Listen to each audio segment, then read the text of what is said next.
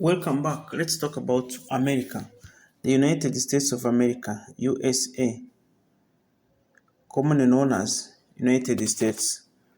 America is a country in North America. It consists of 50 states and a federal district, five major unincorporated territories, nine minor outlying islands, and 326 Indian reservations. It is the third largest country by both land and total area. The United States share land borders with Canada to its north and with Mexico to its south. It has maritime borders with Bahamas, Cuba, Russia, and other nations. With a population of over 331 million, it is the third most populous country in the world. The national capital is Washington, D.C., and the most powerful city and financial center is New York City. Paleo-Aboriginal migrated from Siberia to the North American mainland at least 12,000 years ago, and advanced culture began to appear later on. These advanced cultures had almost completely declined by the time the Europeans have arrived in North America, who subsequently began to colonize the continent. The United States emerged from 13 British colonies when disputes with the British Crown over taxation and political representation led to the American Revolution in 1765 to 1784, which established the nation's independence. In the late 18th century, the U.S.A. began expansion across North America, gradually obtaining new territories. Sometimes, though, was frequently displacing Native Americans and admitting new states. By 1848, the United States spanned the continent from east to west. The controversy surrounding the practice of slavery culminated in the secession of Confederate States of America, which fought the remaining states of the Union during the American Civil War in 1861 to 1865. With the Union victory and preservation, slavery was abolished by 13th Amendment. By 1880, the United States had become the world's largest economy, and the Spanish-American War and World War One established the country as a world power. After Japanese surprising attack on Pearl Harbor in 1941, the USA entered World War II on the Allied side. The aftermath of war left the United States and the Soviet Union as the world's two superpowers. During Cold War, both countries engaged in a struggle for ideological dominance but avoided direct military conflict. They also competed in space race, which culminated in 1969 American space flight, the first landed human on the moon. Simultaneously, the civil rights movement led to legislation,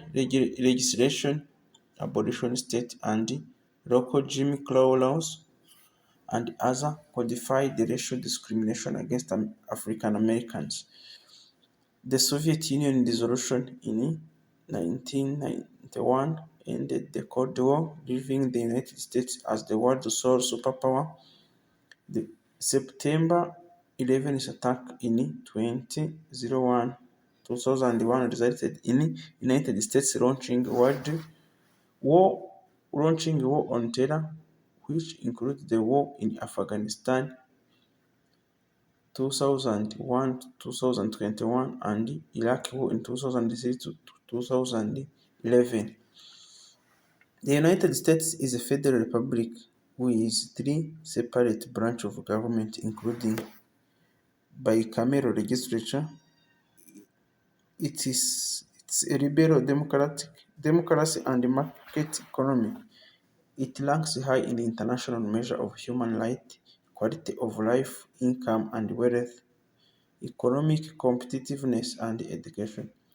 And it has low level of perceived corruption. It has high levels of incarceration and inequality, allows capital punishment and lacks universal health care. As a melting pot of cultures and ethnicity, the USA has been shaped by centuries of immigration. United States is a highly developed country and its economy accounts for approximately a quarter of global GDP and the world's largest by GDP market exchange rate by value. The United States is the world's largest importer and the second largest exporter, although it accounts for just over 4.2% of world total population. The USA holds over 30% of total wealth in the world, the largest share held by any country. The United States is a founding member of United Nations, World Bank, International Monetary Fund, Organization of American States (NATO), and is a permanent member of United Nations Security Council. The country makes up more a third of global military spending, and it is the foremost military power in the world and leading political, culture, and scientific force. Etymology: the first known use of name America dates to 1507, when it appeared on a world map produced by the German cartographer Martin Waldseemar in Saint-Dié-Rome, now northeast France. On his map, the name is shown in a large letter on what would now be considered South America. Honoring Amerigo Vespucci, the Italian explorer, was the first to postulate that the West Indies did not represent Asia's eastern limit but were a part of previous known landmass. In 1538, the Flemish calligrapher Gerardus Marceta used the name America to refer to the entire West Hemisphere. The first documentary evidence of phrase United States of America dates from January 2nd, 1776, letter written by Stephen Maryland to Joseph Reed, George Washington's maid into the camp.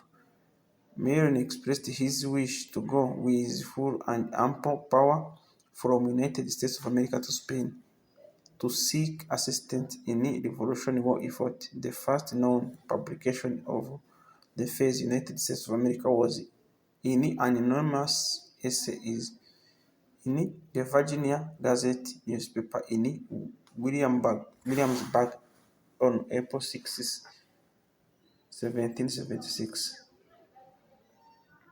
The second draft of Article of Confederation and the Partition Union, prepared by John Dickinson, and complete no later than June 17, 1777, declared the name of this confederation shall be the United States of America. The final version of article sent to the states for ratification in late 1777 stated that the styles of this confederacy shall be the United States of America. In June 1776, Thomas Jefferson wrote the phrase United States of America in all capitalized letters in headline of his original draft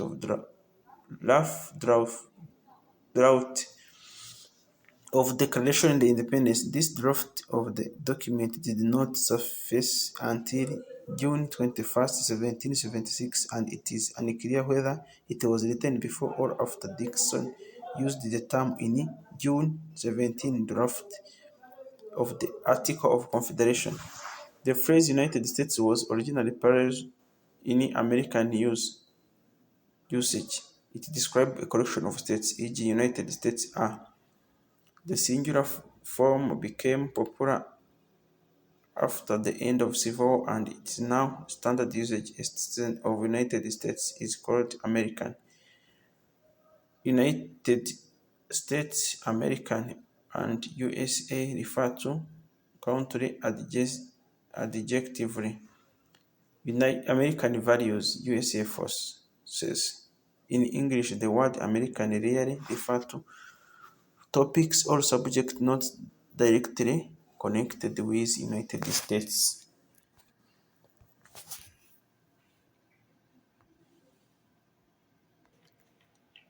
History. Indigenous people and pre-Columbian history. It is generally accepted that the first inhabitants of North America migrated from Siberia by way of the Bering Land Bridge and arrived at least 12,000 years ago. However, some evidence suggests an even earlier date of arrival. The Carvis culture, which appeared around 11,000 BC, is believed to represent the first wave of human settlement American at the Americas. This was likely the first of three major waves of migration into North America. Later wave brought the ancestry of present-day Athabascans, Aleuts, and Eskimos. Over time, indigenous culture in North America grew increasingly complex, and some, such as pre-Columbian Mississippian culture in the Northeast, developed advanced agriculture, architecture, and complex societies.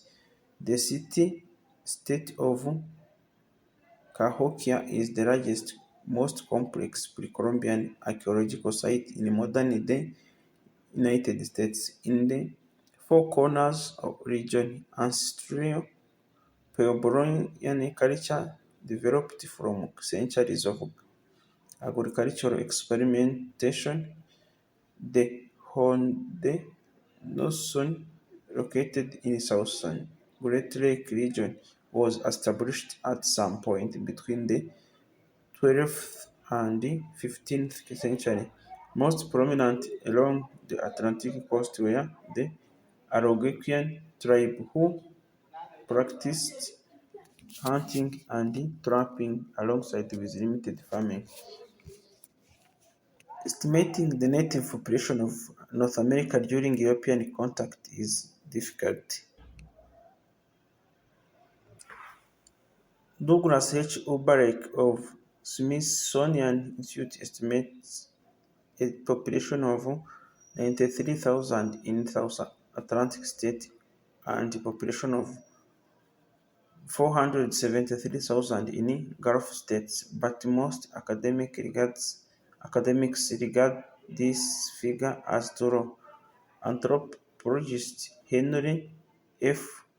Dobbins believed the population were much higher, suggesting about 1.1 million along the shores of Gulf of Mexico, 2.2 million people living between Florida and Massachusetts, 5.2 million in Mississippi Valley and tributes, and around 700,000 people in Florida Peninsula. European settlements claim of very early colonization of coastal New England by the Norse are disputed and controversial. The first documented arrival of Europeans in continental United States is that Spanish conquistadors such as Juan Ponce de Leon, who made his first expedition to Florida in 1513. The Italian explorer Giovanni de Verrazzano, sent by France to the New World in 1525, encountered native inhabitants of what is now New York Bay. Even earlier, Christopher Columbus has landed in Puerto Rico on his 1493 voyage, and San Juan was settled by Spanish a decade later. The Spanish set up the first settlements in Florida and New Mexico, such as St. Augustine, often considered the nation's oldest city, and Santa Fe. The French established their own settlement alongside the Mississippi River and the Gulf of Mexico, notably New Orleans and Mobile. Suc- Successful English settlement of east coast of North America began with the Virginia colony in 1607 and Jamestown, and with Pilgrims colony at Plymouth in 1620. The continent's first elected legislative assembly, Virginia's House of Burgesses, was founded in 1619. Harvard College was established in Massachusetts Bay Colony in 1636 as the first precedent for representative self-government and constitutionalism that was developed throughout the American colony. Many English settlers were dissenting Christians who came seeking religious freedom. In 1784, the Russians were the first Europeans to establish a settlement in Alaska at 3 Cents Bay. The native population of America declined after European arrival for various reasons, primarily from diseases such as smallpox and measles. The earlier days of colonization, many European settlers experienced food shortages, diseases, and conflict with Native Americans, such as King Philip's War. Native Americans were also often fighting neighboring tribes and European settlers. In many cases, however, the native and the settlers came to depend on each other. Settlers traded the food and animal pellets native for gun, tools, and other European goods. Native taught many settlers to cultivate corn, beans, and other foodstuffs. European missionaries and others felt it was important to civilize the Native American and urged them to adopt European agricultural practice and lifestyle. However, with the increased European colonization of North America, Native Africans were displaced and often killed during conflict. European settlers also began trafficking African slaves into colonial America via the transatlantic slave trade. Because of low prevalence of tropical diseases and the relatively better treatment, slaves have a much higher life expectancy in North America than in South America, leading to the rapid increase in their number. Colonial society was largely divided over the religious and moral implications of slavery, and several colonies passed acts for or against the practice. However, by the turn of 18th century, African slaves have supplanted European indentured servants as cash crop labor, especially in American South. The 13th colony that would become the United States of America were administered by British as overseas independence. All nevertheless, the local governments with elections opened the most free men, with a very high birth rate, low death rate, and and steadily settlement colonial population grew rapidly, eclipsing Native American population. The Christian revivalist movement of 1730s and 1740s, known as the Greater Walking, fueled interest both in religion and religious liberty. During the Seven Years' War (1756–1763), known in U.S.A. as French and Indian War, British forces captured Canada from the French with the creation of province of Quebec. Canada's francophone population would remain isolated from English-speaking colony independence of Nova Scotia, Newfoundland, and the 13 colonies, excluding the Native Americans who lived there. The 13 colony and had a population of over 2.1 million in 1770 and about a third of Britain. Despite continuing new arrival, the rate of natural increasing was such that by the 1770s only a small minority of Americans have been born overseas. The colony, distant from Britain, had allowed the development of self-government, but their unprecedented success motivated the British monarch to periodically seek to reassert royal authority. Independence and the early expansion. The American Revolution separated the 13 colony from British Empire and was the first successful war of independence by a non-European entity against European power in modern history. By the 18th century of American Enlightenment and the political philosophies of liberalism were pervasive among leaders, Americans began to develop an idea of republicanism, asserting the government decided on the consent of the governed. They demanded their rights as Englishmen and no taxation without representation. The British insisted on administering the colony through a parliament that did not have a single representative repre- responsible for any American constituency, and the conflict escalated into a war.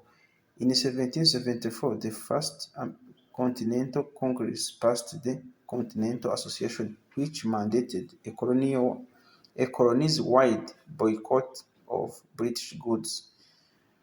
The American Revolutionary War began the following year, characterized characterized by events like Stamp Act and the Boston Tea Party that were rooted in colonial disagreement with the British governance.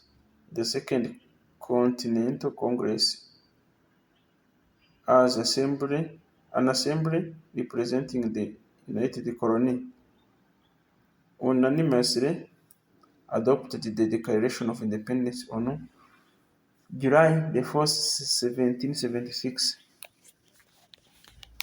annually celebrated as Independence Day. In 1781, the Articles of Confederation and the Perpetual Union established a decentralized government that operates until 1789. A celebrated early turn in the War of Americans was George Washington leading the charge to cross the frozen Delaware River in a surprise attack the night of December 25th, 1776. Another victory in 1777 at the Battle of Saratoga resulted into capture of British Army contingents and led to France and Spain joining in a war against British. After the surrender of Second British Army at Siege of Yorktown in 1781, Britain signed a peace treaty. American Soviets became internationally recognized and The new nation took possession of substantial territory east of Mississippi River from what is today Canada in the north and Florida in the south.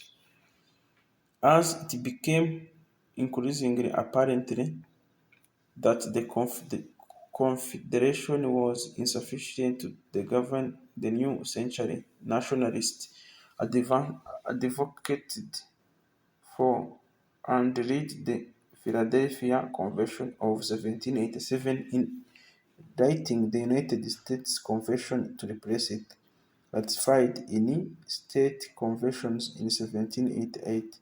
Going into force in 1789, this constitution recognized the government into a federation administered by three equal branches: executive, judicial, and legislative, on the principle of creating salutary checks and balances. George Washington, who had led the Continental War to the victory, was the first president elected under the new constitution. The Bill of Rights, forbidding federal restriction of personal freedom and guaranteeing a range of legal protections, was adopted in 1791. Transition Tension with Britain remained, however, leading to the War of 1812, which was fought to a draw. Although the federal government outlawed American participation in Atlantic slave trade in 1807, after 1820, cultivation of a highly profitable cotton crop exploded into Deep South, and along with the use of slave labor, the Second Great Awakening, especially in the period 1800 to 1840, converted millions to evangelical Protestantism. In the North, the emerged multiple social reform movements, including abolitionism. In South, Methodists and Baptists proselytized among slave population. In the late 18th century, American settlers began to expand further westward, some of them with a sense of manifest destiny. The 1803 Louisiana Purchase almost doubled the nation's area. Spain decided Florida and other Gulf Coast territory in 1819. The Republic of Texas was annexed in 1845 during a period of expansionism, and 1846 Oregon Treaty with Britain led to U.S. control of present-day American Northwest. Additionally, the Treaty of Tyre in the 1930s exemplified the Indian removal policy that forced by settled Indians. This further expanded acreage under mechanical cultivation, increasing surplus for international market. This prompted a long series of American Indian war west at Mississippi River from 1810 to at least 1890, and eventually conflict with Mexico. Most of these conflicts ended with secession of Native American territory and their confinement to Indian reservation.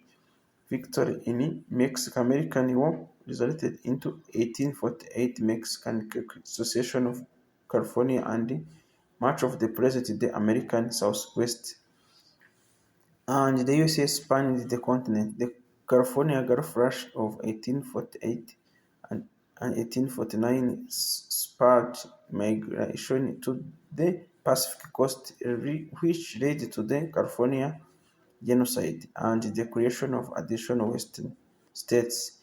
Economic development was surpassed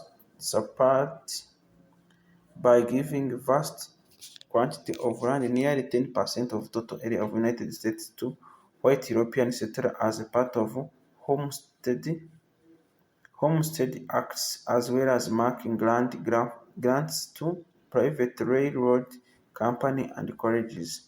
Prior to the Civil War, the prohibition or expansion of slavery into this territory exacerbated tension over the debate around abolitionism.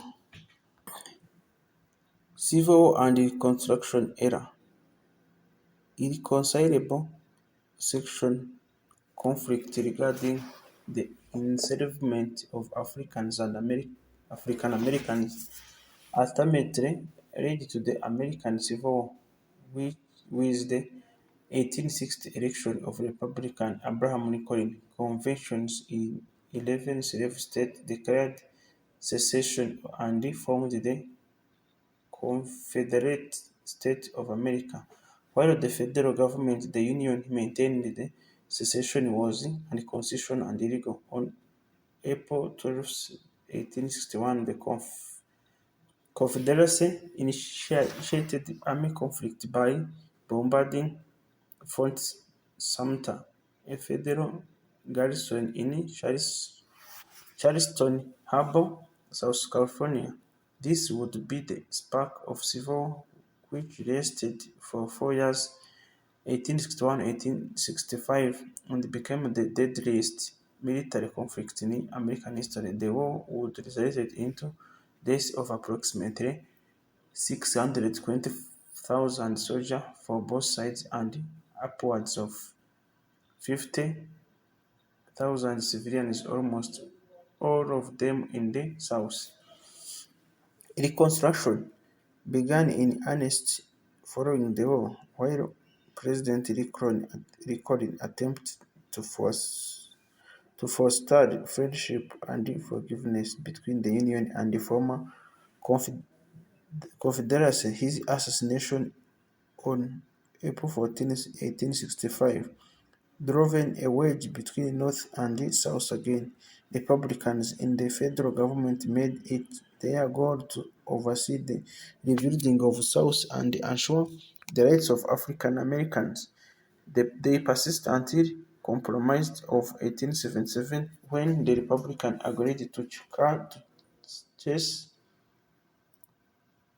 protecting the rights of African Americans in the South in order to Democrats to conclude in order for the Democrats to conclude the presidential election of 1876. South and white Democrats, calling themselves Redeemers, took control of the South after the end of Reconstruction, beginning the Nadir of American Relation. From 1890s to 1910, the Redeemer established so-called Jim Crow laws. These differentiating differentiating differentiating most black and most impoverished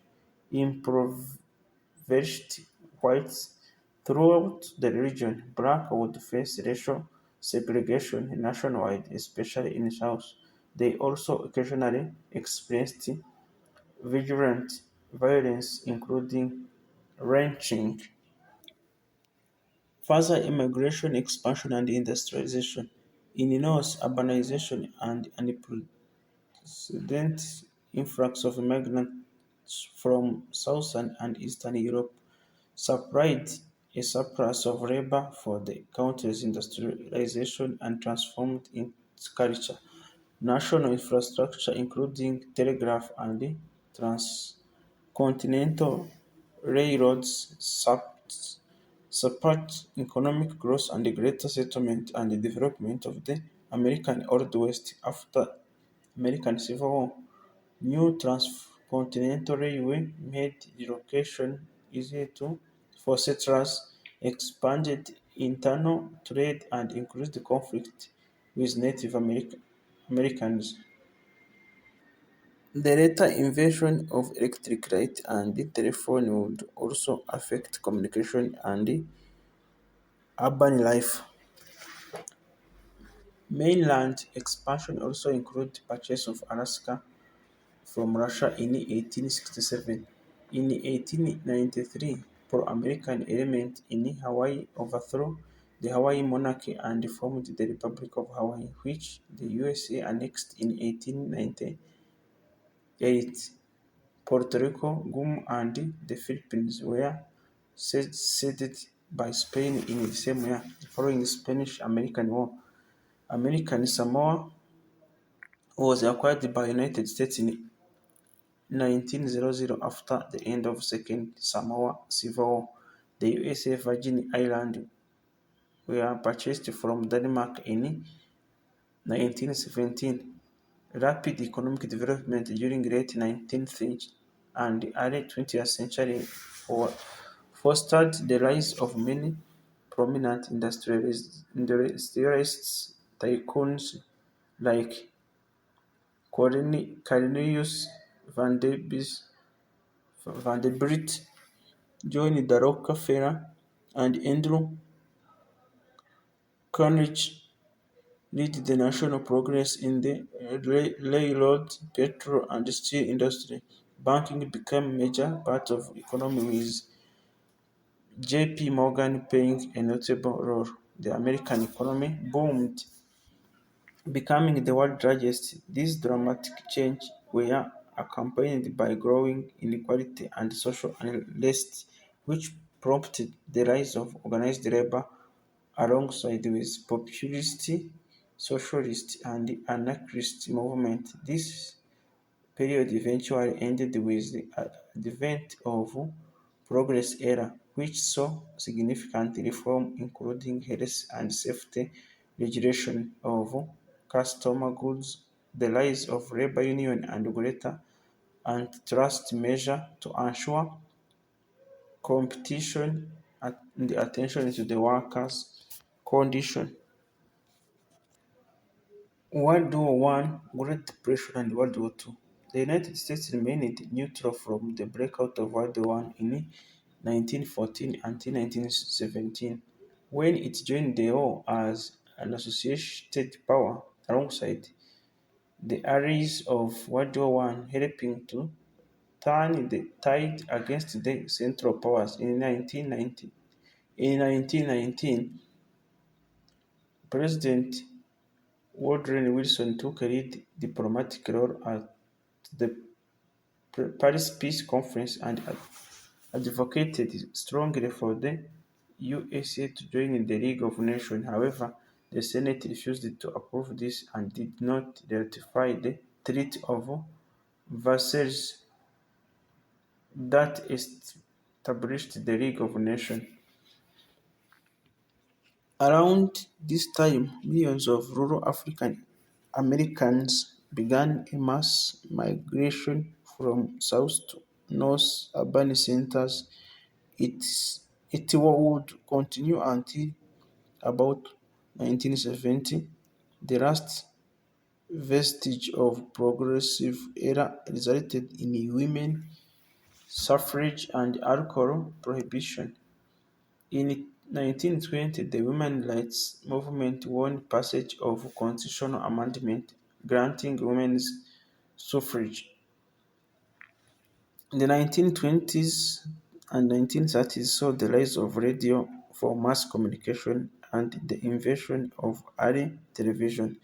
The prosperity of roaring 20s ending with the Wall Street crash of 1929 and onset of Great Depression.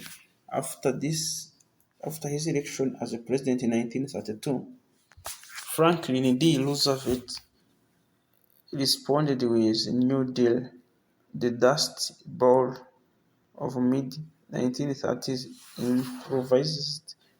impoverished many farming communities and spurred a new wave of Western migration.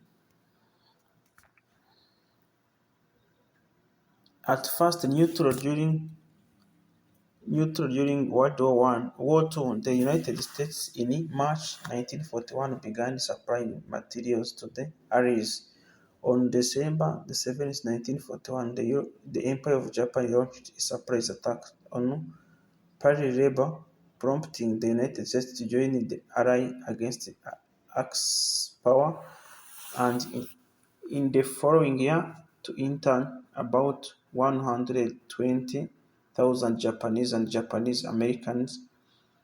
The USA pursued a Europe-first defense policy, leaving the Philippines and the American colony isolated and alone to fight Japanese invasion and occupation until USA led the Philippines Campaign 1944-1945. During the war, the United States was one of the four powers who made the plan to post-war world, along with Britain, the Soviet Union, and China. The United States emerged relatively unscathed from the war and with even greater economic and military influence.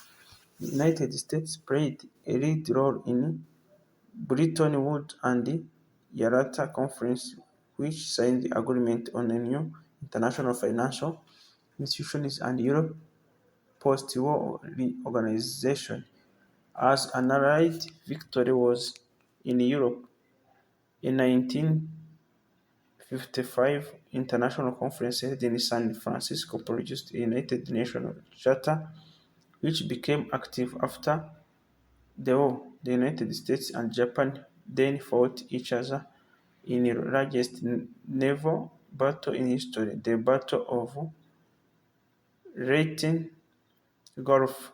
The United States developed first nuclear weapons and used them on Japan in the city of Hiroshima and Nagasaki in August 1945. The Japanese surrendered on September 2nd, ending the World War II.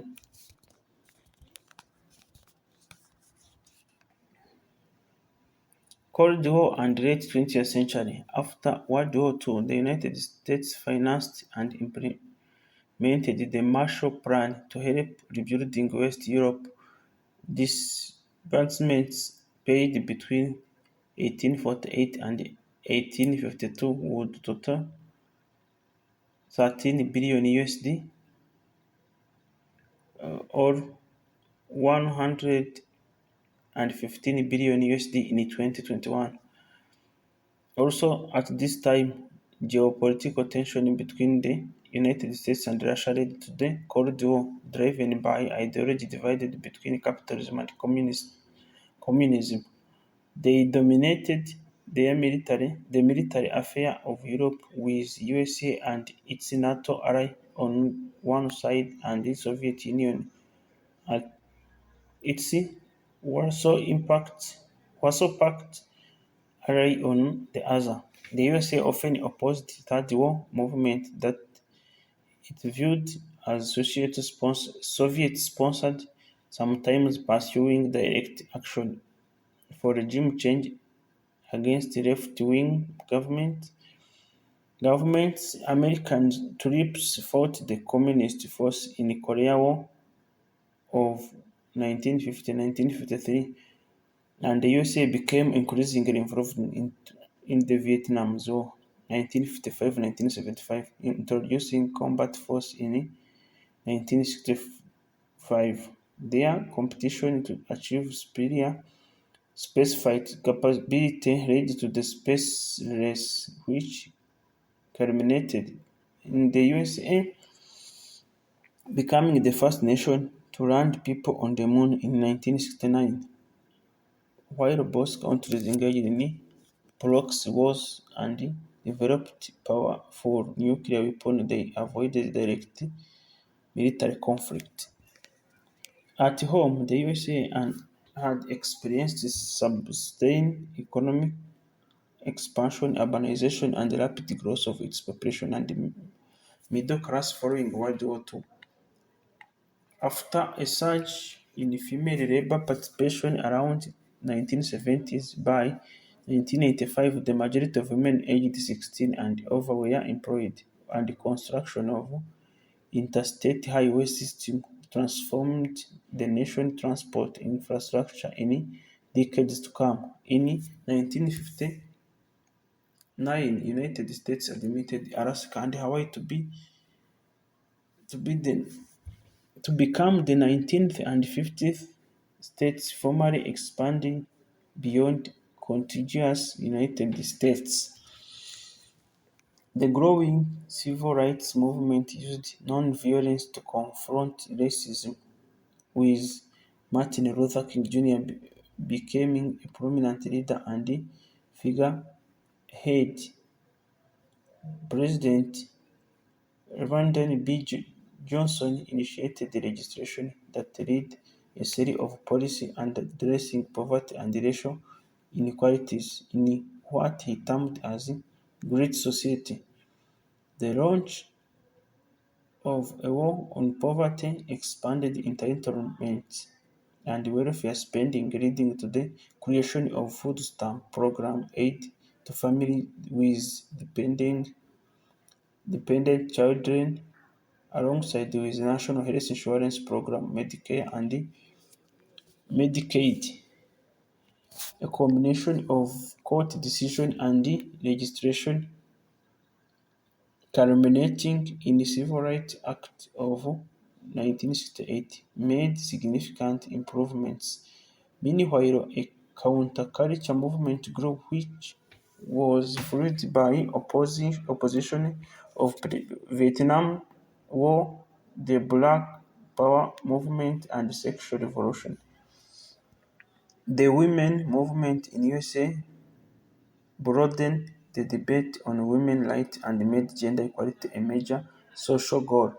The 1969 Stonewall riots in New York City marked the beginning of fledgling gay rights movement. In 1970s and early 1980s saw the onset of stagflation, the United States supporting Israel during the Yom Yom Kippur War. In response, the country faced embargo, an oil embargo from OPEC nations, sparking the 1973 oil crisis. After his election, President Ronald Reagan responded to economic stagnation with free market-oriented reform, and initiated the more aggressive rollback strategy towards the Soviet Union. During Reagan's presidency, the federal debt held by public nearly doubled in nominal terms from 738 billion to 2.1 billion USD.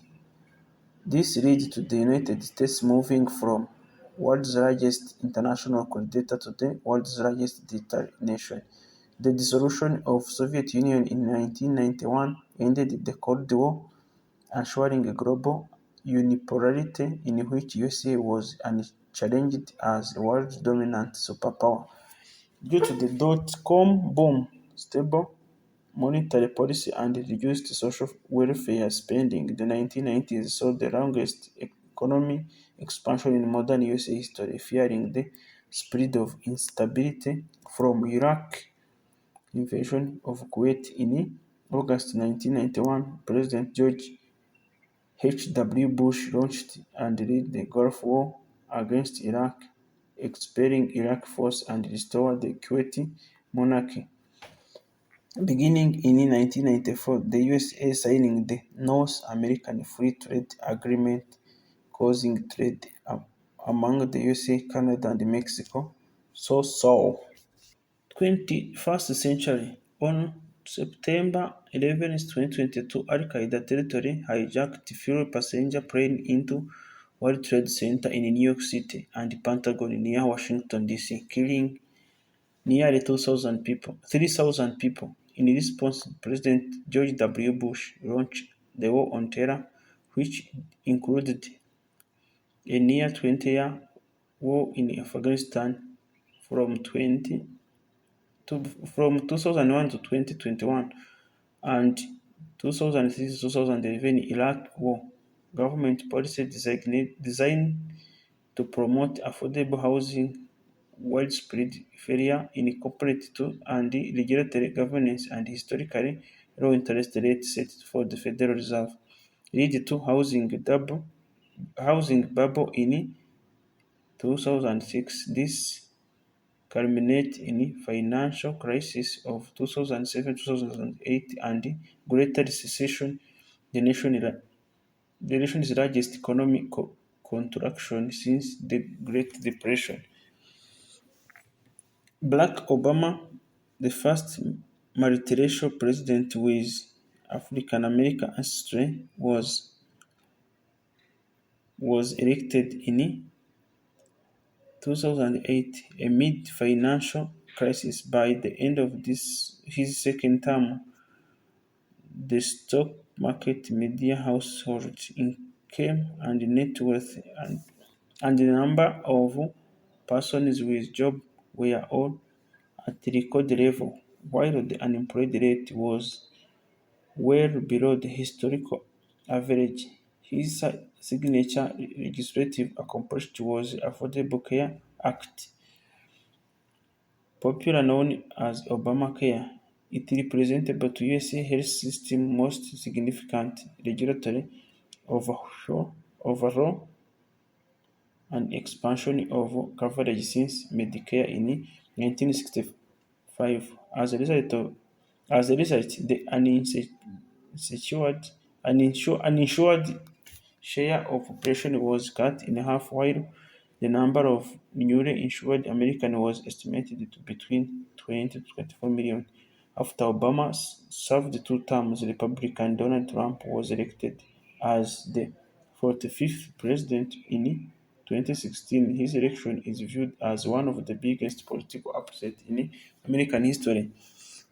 Trump held office through the first wave of COVID-19 pandemic, and the result of COVID recession started in 2020 that exceeded even the greater recession earlier in the century. The early 2020s saw the country became more divided, with various social issues sparking debate and protest.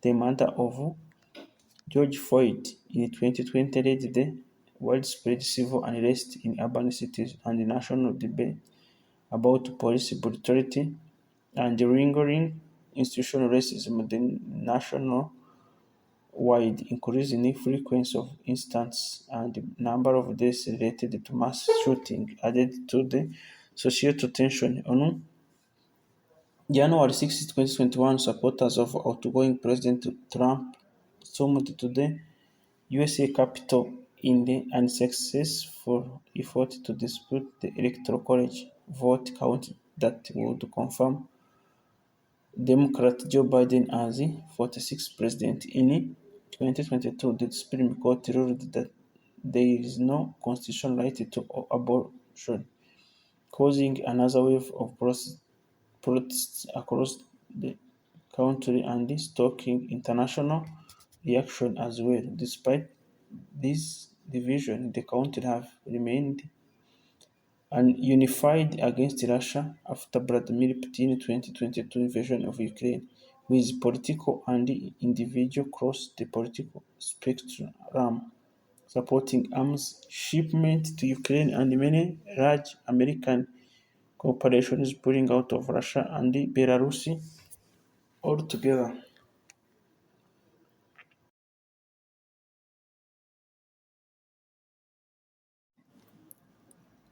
Geography: The 48 contiguous states and the District of Columbia occupies a combined area of 8 million kilometers squared. Of this area, 7.63 kilometers squared is contiguous land, composed of 83.6% of total USA land area, about 15% occupied by Alaska, a state in northwest western North America, with a remainder in Hawaii, a state and archipelago in the Central Pacific, and the five populated but unincorporated insular territory of Puerto Rico, America, Samoa, Guam, and North Mariana Islands, and U.S.A. Virgin Islands measured by honorary land area, and United States is third in size behind Russia and China, and just ahead of Canada. United States is the world's third or fourth largest nation by total area, land and water, ranking behind Russia and Canada, and nearly equal to China. The ranking varies depending on how two territories disputed by China and India are counted, and how the total size of United States is measured. The coastal plain of Atlantic seaboard gives away further inland to deciduous forests and the rolling hills of Piedmont. The Chain Mountain and the Adirondack Massif divide the eastern seaboard from the Great Lakes and the grassland of Midwest. The Mississippi-Missouri River, the world's fourth largest river system, running mainly north-south through the heart of the country. The flat, fertile prairies of Great Plain stretch to the west, interpreted by a highland region in the southeast. The local mountains west of Great Plain extend north to south across the country, peaking over 4,300 meters in Colorado. Further west are the Rock Great Basin and deserts such as Chihuahua, Sonoran, and Mojave. The Sierra Nevada and Cascade Mountain Range run close to the Pacific coast. Both ranges also reach altitudes higher than 4,300 meters. The lowest and highest points in the contiguous United States are in the states of California and only about 135 kilometers apart. An elevation of 6,190 meters, Alaska's Denira is the highest peak in the country and is in North America. Active volcanoes are commonly throughout Alaska's Alexander and Arotelian Island and islands, and Hawaii consists of volcanic islands. The supervolcanic volcano underlying Yellowstone National Park in Rocky is the continent's largest volcanic feature. Climate: The United States, with its large size and geographic variety, includes most climate types. To the east of 100th meridian, the climate ranges from humid continental in north and humid subtropical in south. The Great Plains west of 1000 median and are semi-arid. Many mountainous areas of American West have a plain climate. The climate is arid in the Greater Basin, desert in southwest Mediterranean in coastal California, and oceanic in coastal Oregon and Washington and southern Alaska. Most of Alaska is subantarctic or polar. Hawaii and southern tip of Florida are tropical, as well as in territories in Caribbean and Pacific. States bordering the Gulf of Mexico are prone to hurricanes and most of world tornadoes. occur in its country, mainly in tornado area in the Middle West and the South. Moreover, the United States received more high-impacted extreme weather incidents than any other country in the world. Extreme weather have become more frequent in USA, with three times the number of reported heat waves as in the 1960s. Of the 10 warmest years ever recorded in 78 contiguous states, 8 have occurred since 1998 in the African Southwest. Droughts have become more persistent and more severe.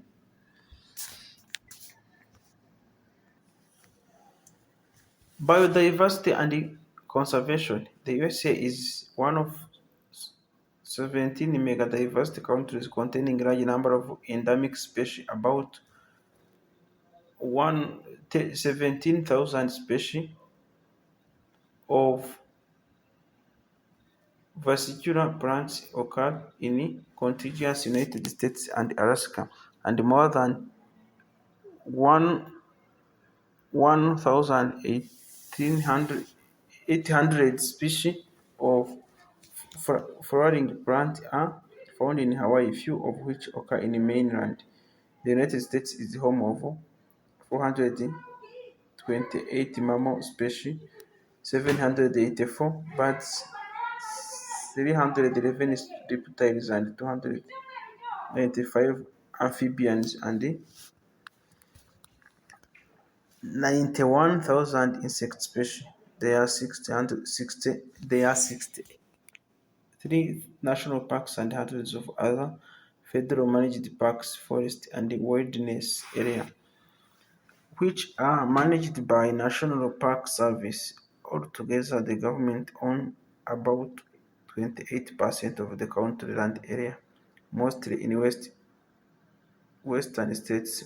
Most of this land is protected, though some is leased for oil and gas drilling, mining, logging, and cattle ranching, and about 0.86% is used by military purpose.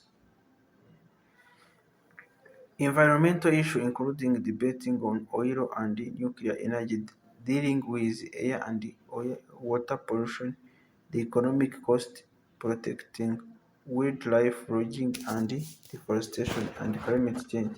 The most prominent environmental agency is Environmental Protection Agency, created by Presidential Order in 1970. The idea of wilderness has shaped the management of public land since 19, since 1964 with Wilderness Act. The Endangered Species Act of 1973 is intended to protect threatened and endangered species and their habitats, which are monitored by United States Fish and Wildlife Service. As of 2020, the USA ranked 24th among nations in Environmental Performance Index. The country joined the Paris Agreement on climate change in 2016 and has many other environmental commitments. It withdrew from Paris Agreement in 2020 but rejoined it in 2021. Government and politics. The United States is a federal republic of 50 states, a federal district, 5 territories, and several uninhabited island possessions. It is the world's oldest surviving federation. It is a federal republic and a representative democracy in which majority rule is tempered by minority rights protected by law. In American federal system, sovereignty is shared between two levels of government, federal and state.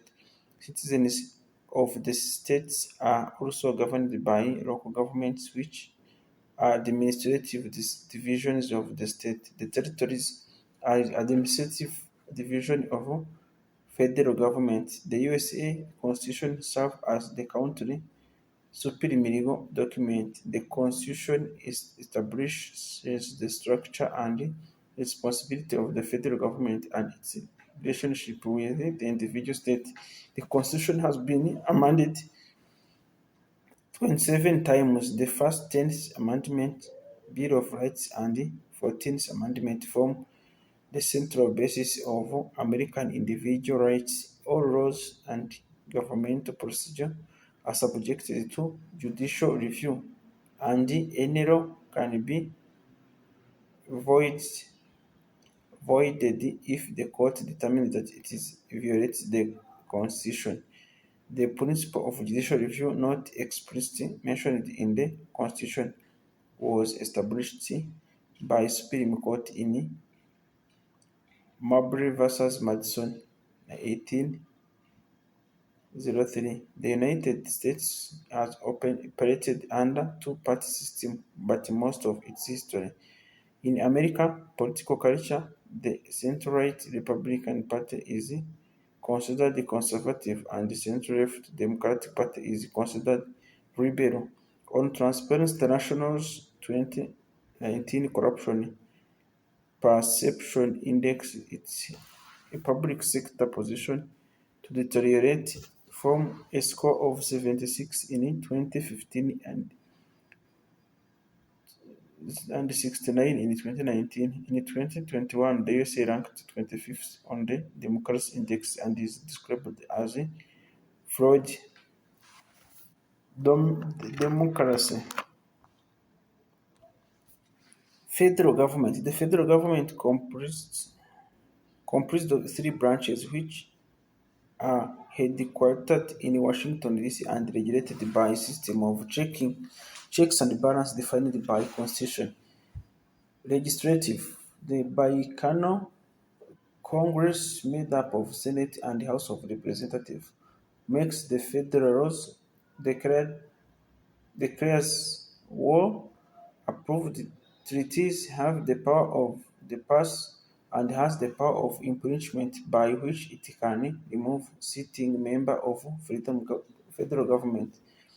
Executive, the president in the is the commander-in-chief of the military, can veto legislative bill before they become law, subject to the congressional override and appointments. The member of the cabinet subject to Senate approval and other officers who administer and enforce federal laws and policy. Judicial, the Supreme Court and lower federal courts whose judges are appointed by the President with Senate approval, interpret laws and overturn those they are found unconstitutional.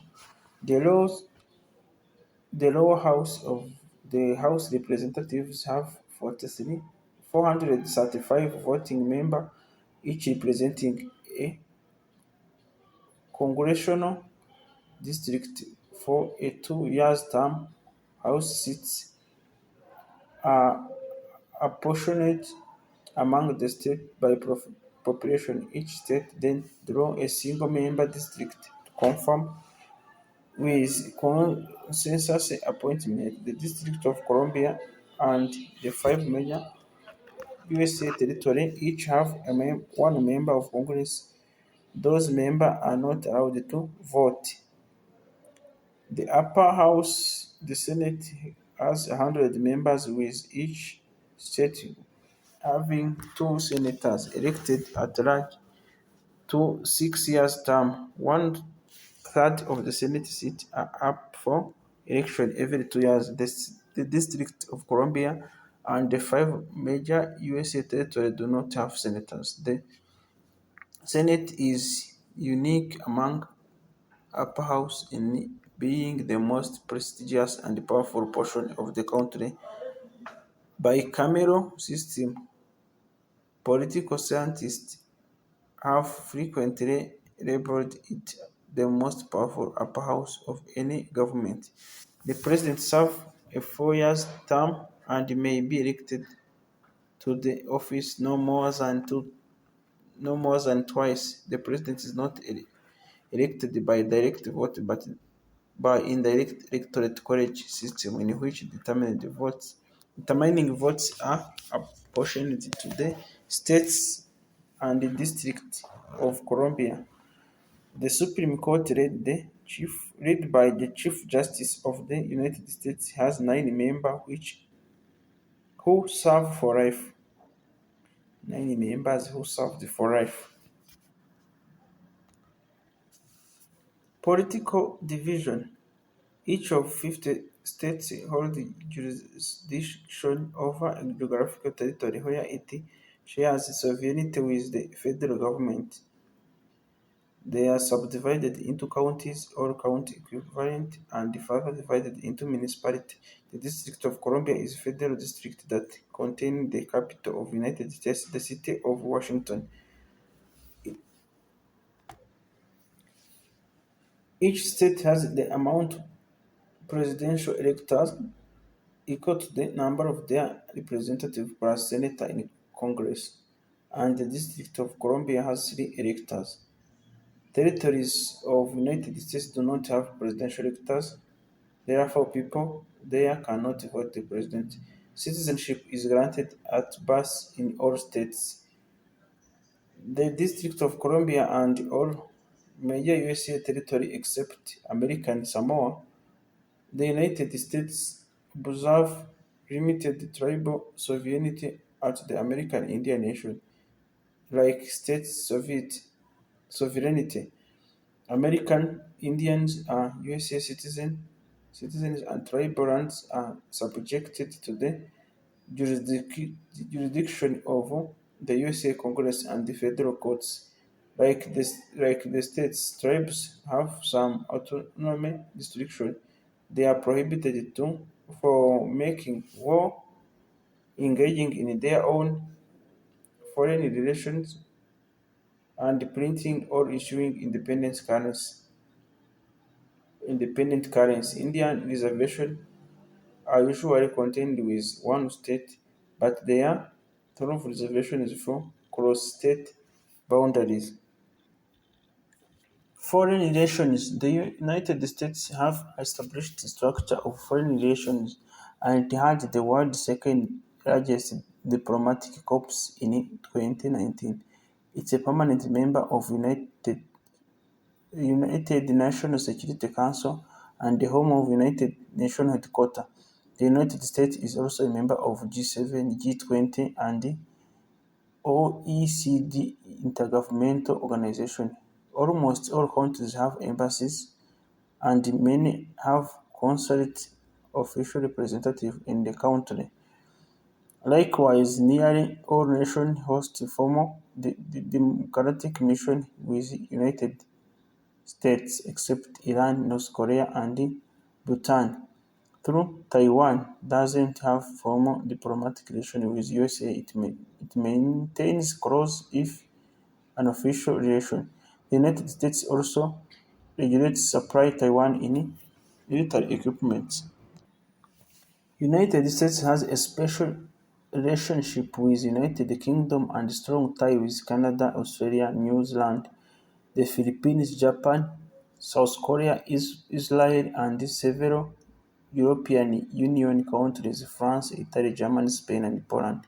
The USA works closely with its NATO ally on military and national security issues, and with nations in the Americas through the Organization of American States and United States-Mexico-Canada Free Trade Agreement. In South America, Colombia is traditionally considered to be the closest ally of the United States. The USA exercises full international defense authority and responsibility for Micronesia, the Marshall Islands, and Peru. Through the Compact of Free Association. Since 2022 Russian invasion into Ukraine, the USA have become a key ally of Ukraine since Russia annexed Crimea in 2014 and began invasion of Ukraine in 2020, significantly deteriorating relationship with Russia in the process. The USA have also experienced deterioration of relationship with China and grown close to Taiwan. Military, the president is the commander-in-chief of United States Armed Forces and appoints its leader, the Secretary of Defense and the Joint Chief of Staff. The Department of Defense, which is headquartered at the Pentagon near Washington, D.C., administers five of the six service branches, which are made up of Army, Marine Corps, Navy, Air Force, and the Space Force. The Coast Guard is administered by the Department of Homeland Security in peacetime and can be transferred to the Department of Navy in wartime. The United States spent $649 billion on its military in 2019, 36% of global military spending and 4.7 of GDP. The percentage was second high among all countries. After Saudi Arabia, it also have more than 40% of the world nuclear weapon, the second largest after Russia. In 2019, all six branches of U.S.A. Armed Forces reported 1.4 million persons on active duty. The Reserve and National Guard brought it to the total of troops of 2.3 million. The Department of Defense also employed about 700,000 civilians, not included contractors. Military service is in the United States is voluntary, although conscription may occur in wartime through the selective service system. The United States have the third largest combined army force in the world behind Chinese People's Liberation Army and Indian Armed Force. Today, American force can be rapidly deployed by Air Force large fleet of transport aircraft, the Navy 11 active aircraft carriers, and the Marine extra, extra expeditionary units at the sea with the Navy and the Army 19 Airborne Corps and 17 Range Regiment deployed by Air Force transport aircraft. The Air Force can strike targets across the globe through its fleet of strategic bombs, maintains maintains the air defense across the United States, and provides close air support to Army and Marine Corps ground force. Space Force operates the Global Positioning System (GPS), operates the eastern and western range for all space launch, and operates the United States Space Surveillance and Missile Warning Network. The military operates about 800 bases and facilitates abroad and maintains deployment greater than 100 active duty personnel in 25 foreign countries. Law enforcement and crime. There are about 18,000 USD police agents from local to federal level in the United States. Law in the United States is mainly enforced by local police department and sheriff's office. The state police provide broader service, and federal agents such as Federal Bureau of Investigation (FBI) and U.S. Marshal Service have specialized duties such as protecting civil rights, national security, and enforcing U.S. federal courts ruling and federal laws. State courts conduct most civil and criminal trials, and federal courts handle designated criminal and appeal from state criminal courts. As of 2020, United States have international homicide rate of 7 per 100,000 people. A cross-section analysis of who World Health Organization mortality database from 2010 showed up that United States homicide rate were 7 times higher than in other high-coming, high-income countries, driven by a gun homicide rate that was 25.2 times higher. United States have the highest documented insubordination rate and large prison population in the world. In 2019, the total prison population for those sentenced to more than a year was 1,430,000 and 30,800 people, corresponding to the rate of 419 per 100,000 residents, and the lowest since 1995. Some estimated place that number high. Such prison policy initiative 2.3 million. Various states have attempted to reduce their prison population via government policy and grassroots initiative. Although most nations have abolished capital punishment, it's sanctioned in the United States of certain federal and military claim, and in 27 states out of 50 and in one territory. Several of these states have moratorium on carrying out the penalty, each impersonated by state's governor. Since 1977, there have been more than 1,500 executions, giving the U.S.A. sixth highest number of executions in the world, following China, Iran, Saudi Arabia, Iraq, and Egypt. However, the number is trended down nationally, with several states recently abolished the penalty. Economy. According to International Monetary Fund, the U.S.A. gross domestic product (GDP) of 22.7 trillion constitutes 24% of the GDP at market exchange rate and over 16% of gross world product at purchasing power parity (PPP). From 1983 to 2008, USA real compounded annual GDP growth was 3.3% compared to a 2.3% weighted average to the rest of G7. The country ranks 15th in the world in normal GDP per capita and 7th in GDP per capita at PPP. The country has been the world's largest economy since at least 1900.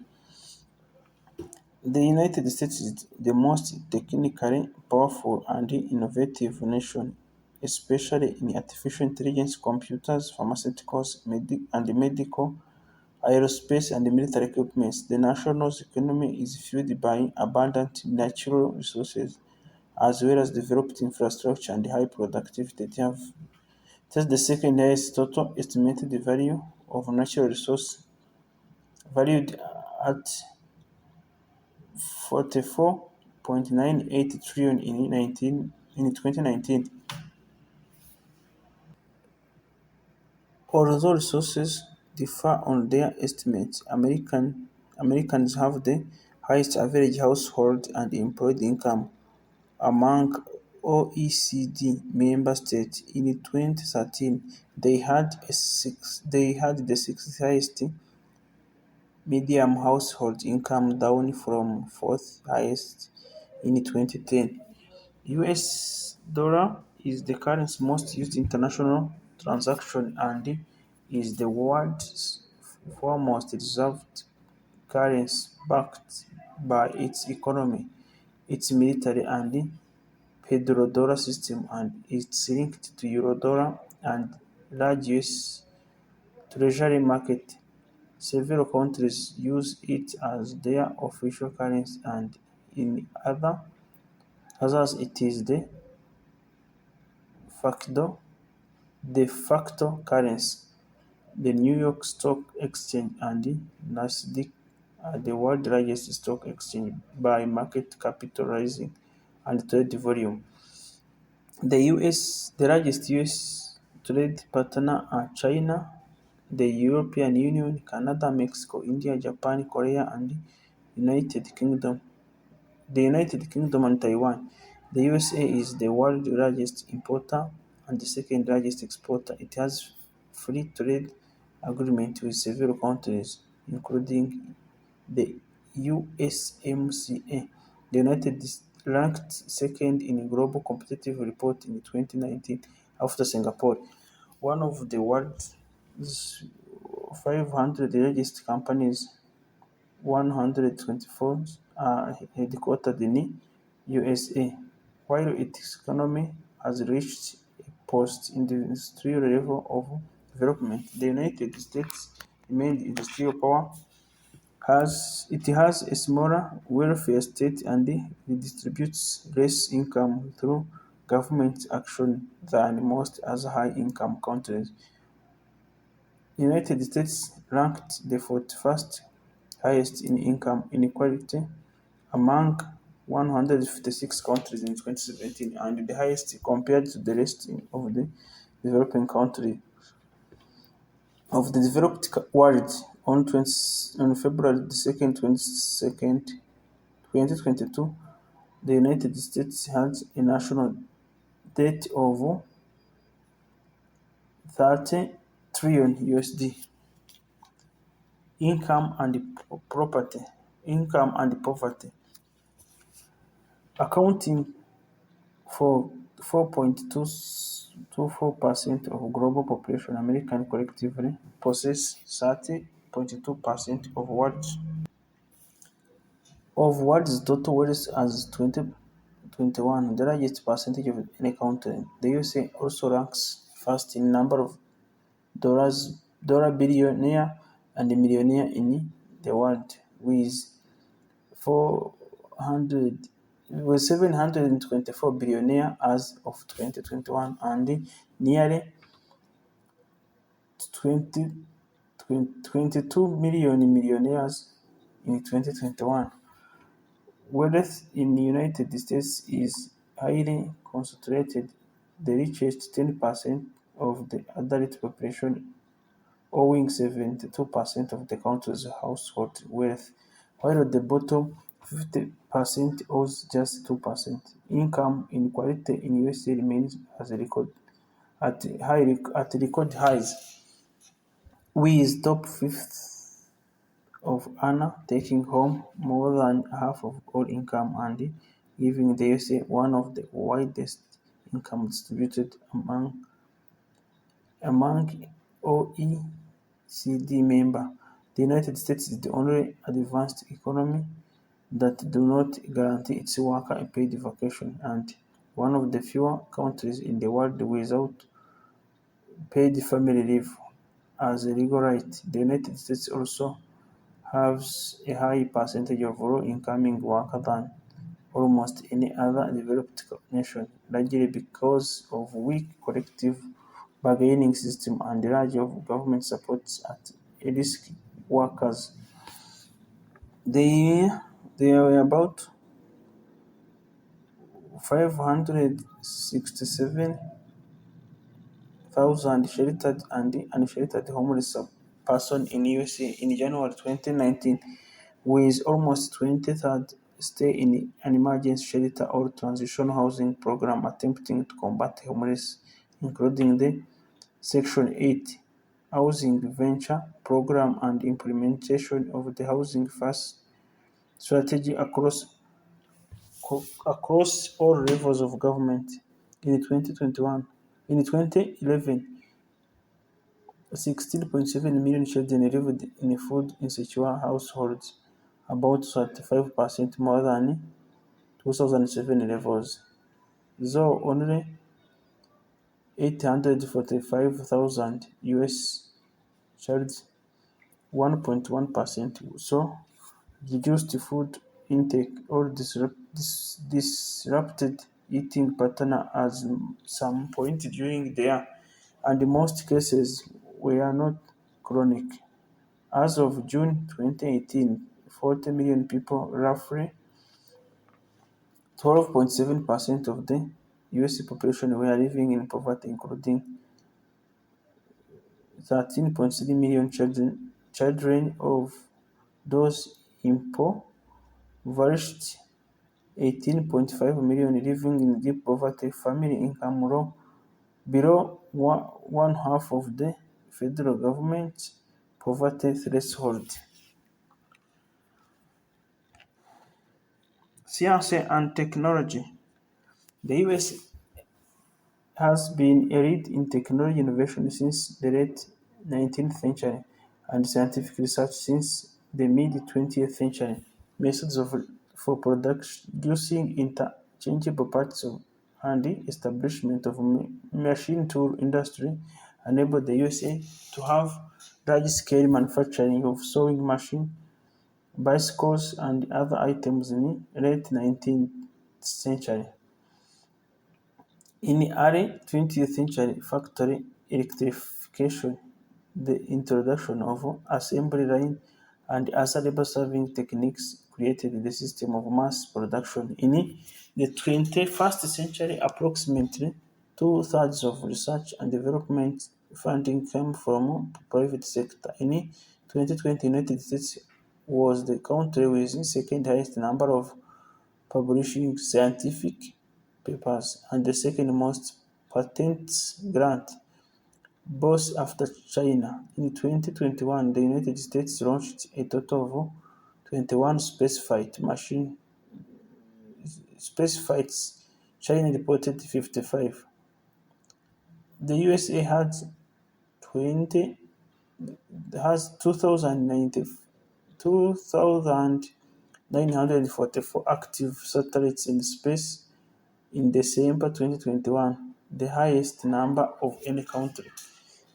In 1876, Alexander Graham Bell was awarded for the first USA patent for the telephone. Thomas Edison research laboratory developed in pornography, the first long-lasting bulb, and the first viewable movie camera. The Wright brothers in 1903 made the first sustained and controlled heavier-than-air powered light, and automobile companies of Ransom A. Olds and Henry Ford popularized the assembly line in the early 20th century.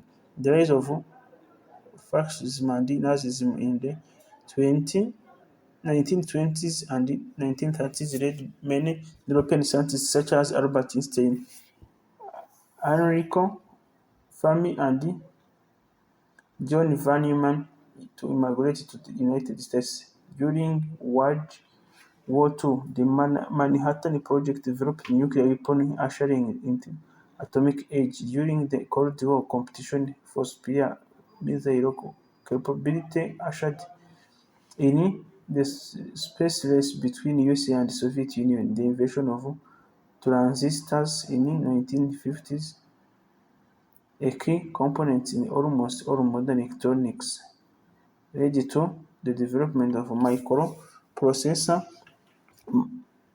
software, personal computer, and internet. In 2022, the United States ranked the second in the Global Innovation Index. As of 2019, the United States receives approximately 80% of its energy from fossil fuel. In 2019, the largest source of country energy came from petrol, 36.6%, followed by natural gas, 32%, coal, 11.4%, renewable source, 11.4%, and nuclear power, 8.4%. America constitutes less than 5% of the world population but consumes 17% of the world energy. They account for about 25% of the world petrol consumption while producing only 6% of the world annual petrol supply.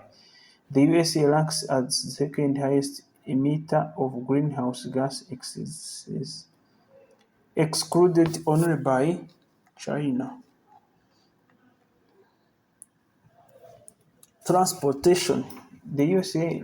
rail network, nearly all standard gauge, is the longest in the world and exceeds 293 kilometers. It handles most freight with intercity passenger service provided by Amtrak to all but four states. The country area inland waterways are the world's fifth longest and total 41,000 kilometers. Personal transport is dominated by automobiles which operate at a network of 4 million miles or 6.4 million kilometers of public roads. The United States have the world's second largest automobile market and has the highest vehicle ownership per capita in the world with 816.4 vehicles per thousand American as per 2014. In 2017, there were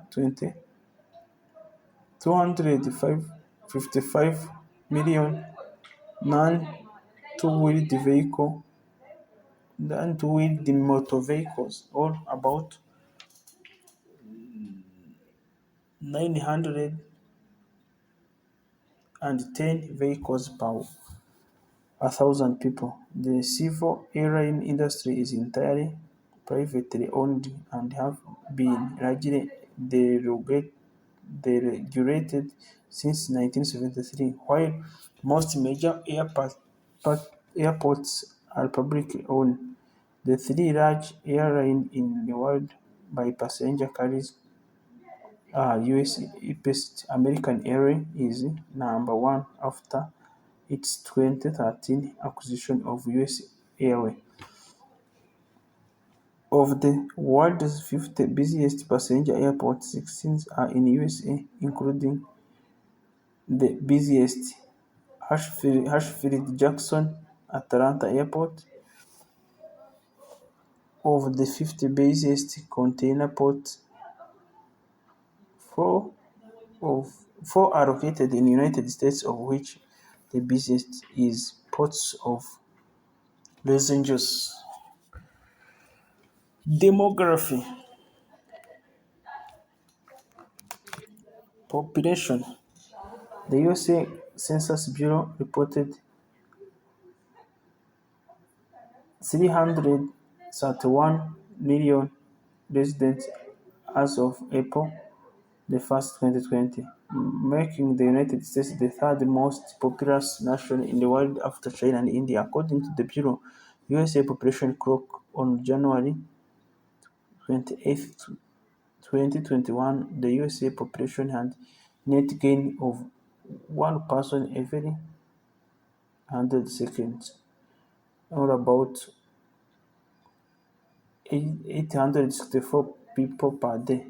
In 2018, 52% of Americans aged 15 and over were married, 6% were widowed, 10% were divorced, and 32% had never been married.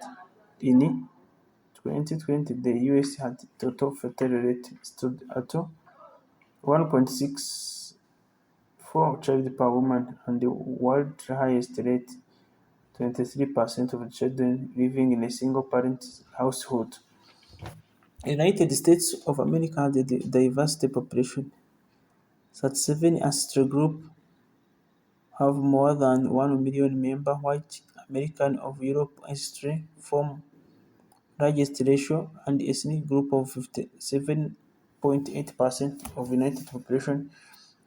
Hispanic and Latin America form the second largest group and they are 18.7% of U.S.A. population. African Americans constitute the nation's third largest ethnic group of 12.1% of total U.S.A. population. Asian America are the country fourth largest, composed of 5.9% of United States population, while the country's 3.7 million Native American for about 1%. In 2020, the mid-range of United States population was 38.5 years.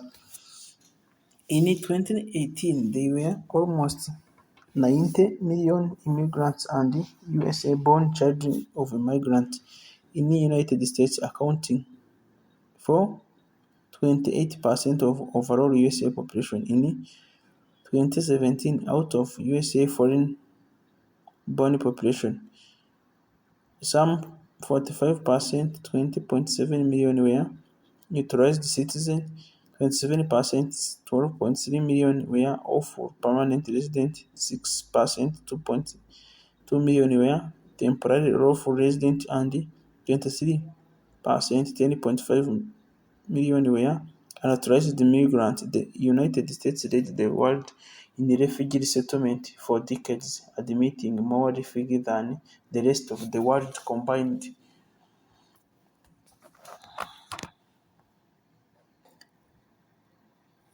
Language: English. American English is the de facto national language of the United States, although there is no official language at the federal level.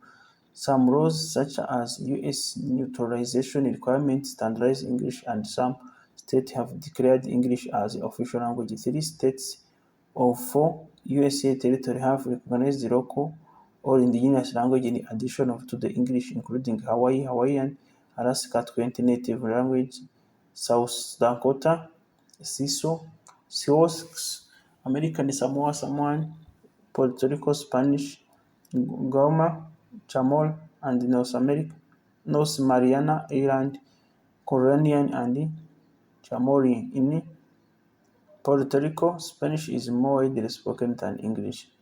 According to the American Community Survey in 2010, some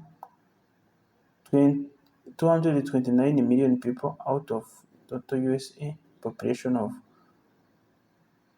308 million speaks only English at home. More than 7 million speaks Spanish at home, making it the second most common used language in the United States. Other languages spoken at home by 1 million people or more include Chinese, 2.8 million, Tagalog, 1.6 million, Vietnamese, 1.4 million, French, 1.3 million, Korean, 1.1 million, and German, 1 million.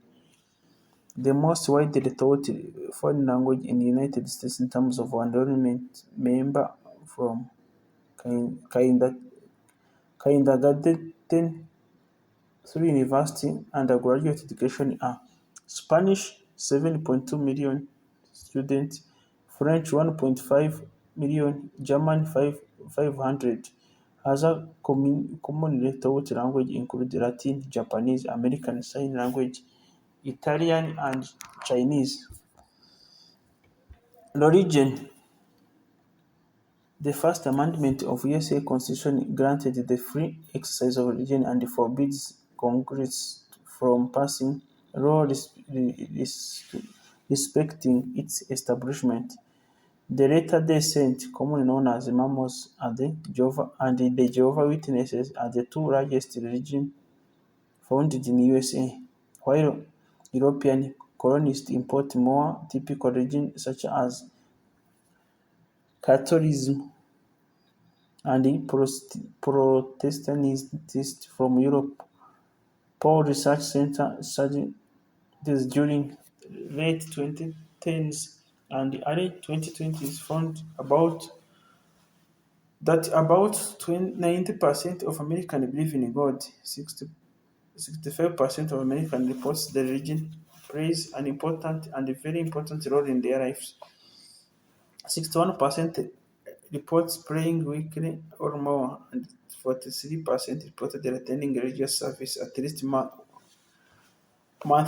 Proportional, which are unique among developed countries. The United States have the world largest Christian population.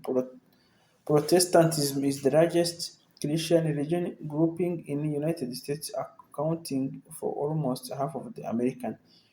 Baptism, Baptists collectively form the largest branch of Protestantism at 15.4%, and the Southern Baptist Convention in the largest population in the largest individual Protestant domination at 5.3% of USA population. The remaining Protestant are either other dominations, non-denominational, or non-specific in the survey.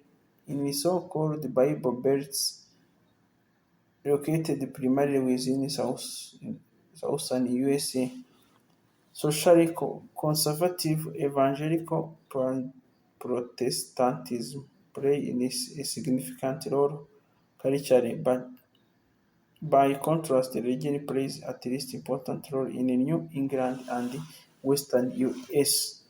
In a 2014 survey, 70% of adults in the United States identified themselves as Christians, and 5.9 claimed a non-Christian religion. This includes Judaism 1.9%, Islam 1.1%, Hinduism 0.7%, and Buddhism 0.7%. The survey also reported that 22.8% of Americans describe themselves as agnostic, at simply they are no religion. Membership in the House of Worship fell from 70% in 1999 to 47% in 2020. Much of the decline related to the number of Americans expressing no religion preference. However, membership as well among those who identify with a specific religious group.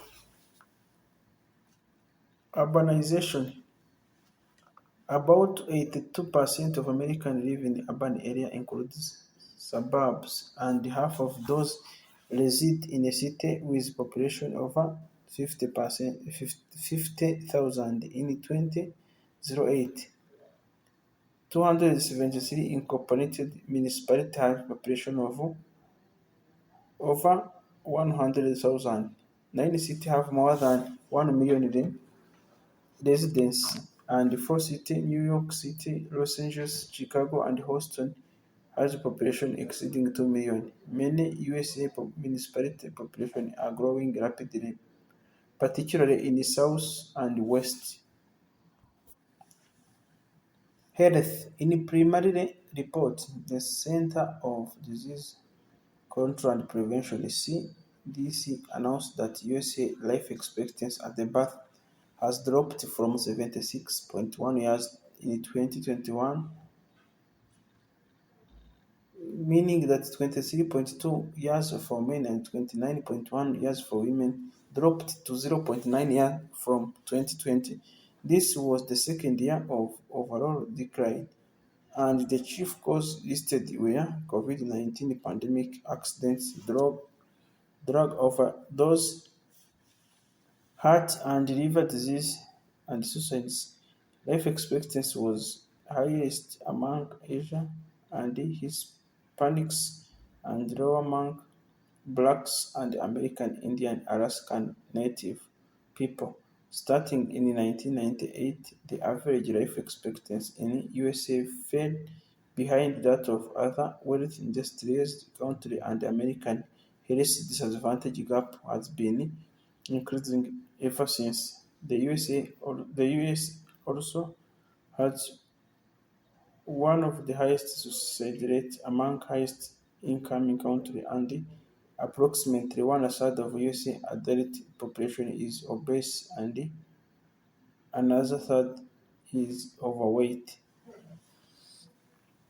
In 2010, coronary artery disease, lung cancer, stroke, chronic obstructive pulmonary disease and traffic collision caused the most year of life loss in USA.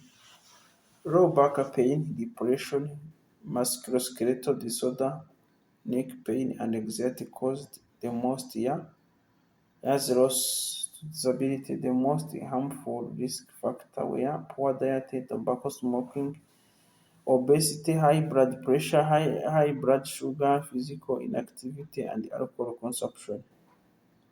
Alzheimer's disease, substance use disorder, kidney disease, cancer, and for caused the most additional year of life loss over their age adjusted 1990s. Per capita rate, teenage pregnancy and abortion rate in USA is substantially higher than in other Western nations, especially among Black and Hispanics. The USA healthcare system far outstands that of any other nation measured both in per capita spending over as percentage of GDP, but attains worse healthcare outcomes when compared to the peer nations. The USA, however, is global leader in medical innovation. The United States is the only developed nation without a system of universal healthcare and a significant proportion of the population that do not carry health insurance. Government-funded healthcare covered for the poor Medi- Medicaid, established in 1965, and those aged 65 and older. Medicare began in 1966, available to Americans who meet the program in income and age qualification. In 2010, former President Obama passed the Patient Protective and Affordable Care Act, or ACA, which the CDC said that the law roughly halved the uninsured share of population, and multiple studies have concluded that ACA had reduced the mortality of annually. However, its legacy remained controversial. Education. American public education is operated by state and local government and regulated by United States Department of Education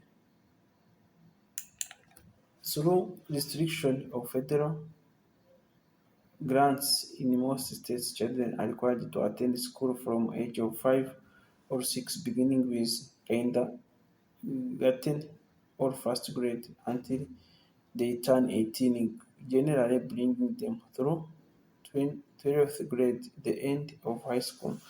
Some states allow students to leave school at 16 or 17. Of Americans 25 or older, 84.6% graduated from high school, 52.6% attended some college, 27.2% attended a bachelor's degree, and 9.6 undergraduate degree. The basic literacy rate is approximately 99%. The United States has many private and permanent public institutions of higher institution. The majority of world top public and private universities are listed by various ranking organizations are in the United States. There are also local community college with generally more open admission policy, shorter academic program, and lower institution. The USA spends more on education per student than any other nation in the world, spending an average of 12,794 USD per year in public elementary and secondary school students in 2016-2017 school year. As for public expenditure on higher education, the USA spends more than student per student than the OECD average and more than all nations in combined public and private spending. Despite some student loan forgiveness program in place, students' loan debt have increased by 102% in the last decade and exceeds $1.7 trillion as of 2022.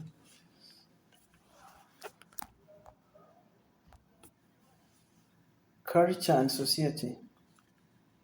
The USA is the home of a wide variety of ethnic groups, traditions, and values, and exerts major cultural influence on a global scale.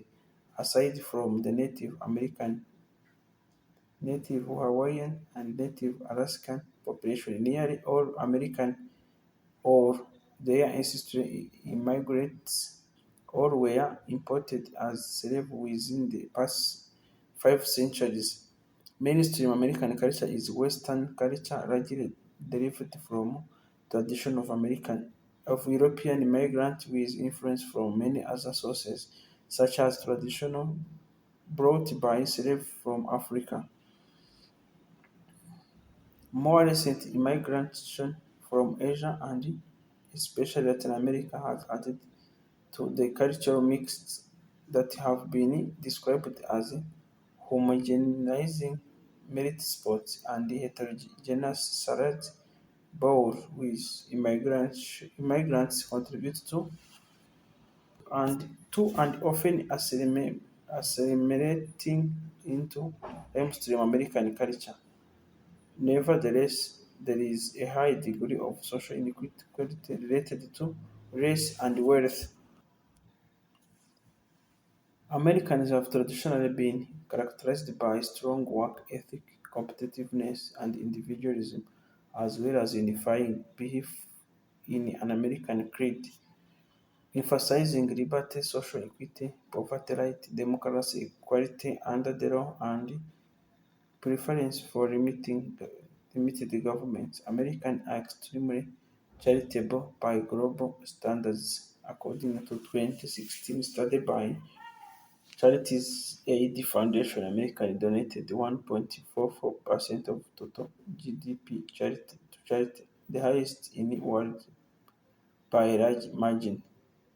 The American dream, or perception that Americans enjoy high social mobility, play a key role in attracting immigrants. Whether this perception is accurate have been a topic of debate, while Muslim culture holds that the United States in easy classless society. Scholars identify significant difference between countries' social classes affecting socialization, language, and value. Americans tend to greatly value socio-economic achievement, but being ordinary or average is promoted by some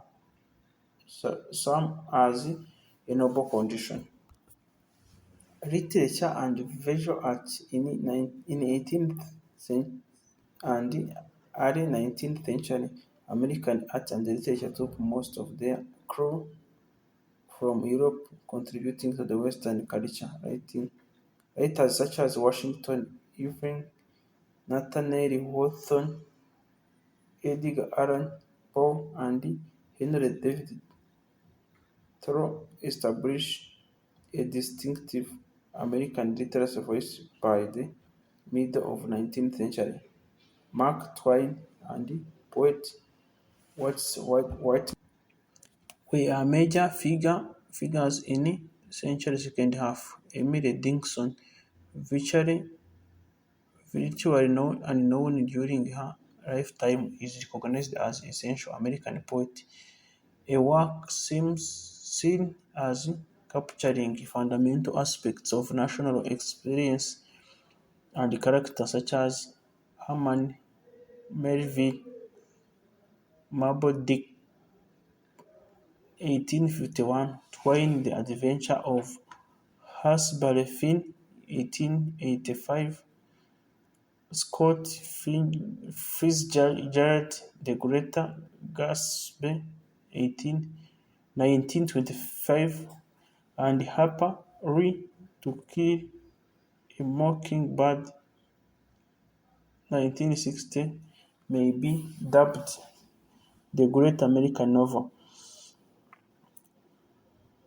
13 U.S. citizens have won Nobel Prize in Literature: William Faulkner, Ernest Hemingway, and John Steinbeck are often named among the most influential writers of the 20th century. The Beat Generation writers opened a new literary approach, as have postmodernist authors such as John Barth, Thomas Pinchon, and Don DeLillo. In virtual arts, the Hudson River School was a mid-19th century movement in the tradition of European naturalism. The 1913 Armory Show in New York City, an exhibition of European modernist art, shocked the public and transformed U.S.A. art scenes.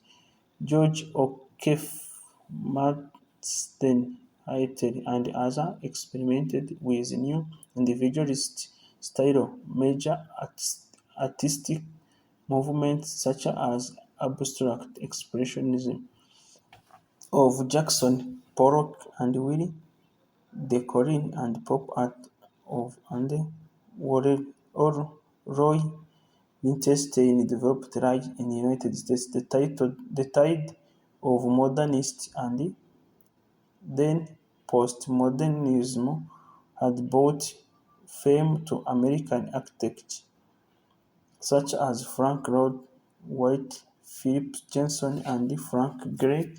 Americans have long been important in modern artistic modern of photography, with major photographers including Alfred Stieglitz, Edward Steichen, and Edward Watson, and Weston and Ansel Adams. Cinema and theater. Hollywood, a northern district of Los Angeles, California, is one of the leader in motion pictures production. The world's first commercial motion picture exhibition was given in New York City 1894 using kinetoscope. Since the early 20th century, the U.S.A. film industry was largely been based in and around Hollywood, although in the 21st century an increasing number of films were not made there, and the film companies have been subjected to force of globalization. The Academy Awards, popularly known as Oscars, have been held annually by Academy of Motion Pictures and Arts and Sciences since 1929, and the Globe Award have been held annually since January 1944. Director D. W. Griffith, an American filmmaker during the silent film period, was central development of was central to the development of film grammar, and the producer entrepreneur Walter Disney was a leader in both animated film and movie merchandising. Directors such as John Ford redefined the image of American Old West, and like others such as John Huston broadened the possibility of cinema with local shooting. The industry enjoyed its golden years in what is commonly referred to as the possibility the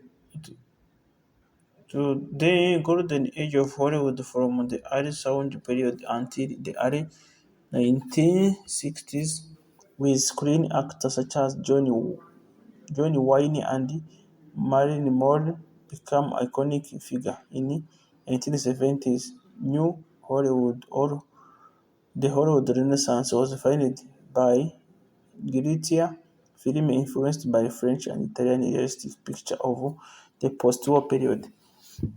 Theatre in the United States derives from old European theatrical tradition and have been heavily influenced by British theatre. The central hub of American theatre scenes have been Manhattan, with its division of Broadway, off-Broadway, off-Broadway. Many movie and television stars have have gotten the big break working in New York production outside New York City.